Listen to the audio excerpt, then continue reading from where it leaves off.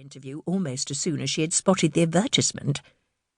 It had been on one of the sheets of newspaper she was about to light the stove with, and although May was not superstitious, it had seemed as if fate was offering her a helping hand. She had leapt onto the tube before all the opportunities to be part of a team were taken.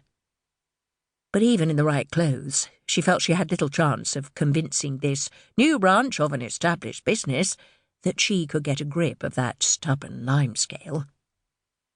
No, if the advertiser had any sense, he'd employ the remaining two women, who had competent expressions and the sort of clothes which fitted naturally under nylon overalls. You could tell, just by looking at them, that they could dismantle a rebellious cistern and have it working before you could say harpic. May curled her feet under her chair and looked about for some distraction. She picked out all the paint which was lodged under her nails and examined her fingers. There was something about living on a boat which made hands permanently dirty, so if anyone wanted to shake May's, she curled her fingers so they wouldn't notice the grime. If only she brought something to read.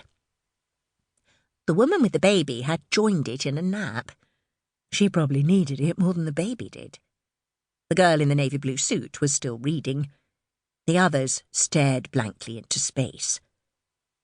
Inevitably, in spite of her best efforts to think only pleasant thoughts, her brain replayed the dreadful record of the last 24 hours. It had started with Mike, the new owner of the boatyard, calling on her. "I've been checking the books. You, or rather the Rose Revived, owe over a year's mooring fees. It comes to £3,500. May had collapsed onto the stove, but it was too hot for sitting on, so she had to get up again. "I want at least 500 up front and the rest paid within 3 months. I need the space, May. I can't moor a 70-foot narrowboat for nothing. It's pay up or sell up." "I haven't got that sort of money. This is my home you're talking about," she'd squeaked. "It's not some disposable asset." All her protests had been in vain. Mike hadn't bought the boatyard for charitable reasons. He told her that she'd get more if she sold her boat privately than if he was forced to call in the bailiffs, but that was no consolation. No wonder May had lost her rag when she went to work at the Union Flag that evening. Usually, however sexist, racist, or grammatically incorrect the customer's remarks were, she managed to keep her mutterings for when she was under the counter, refilling the shelves with mixers. But last night, when her world was in shards about her, she tipped a pint of mild over the head of a particularly obnoxious punter.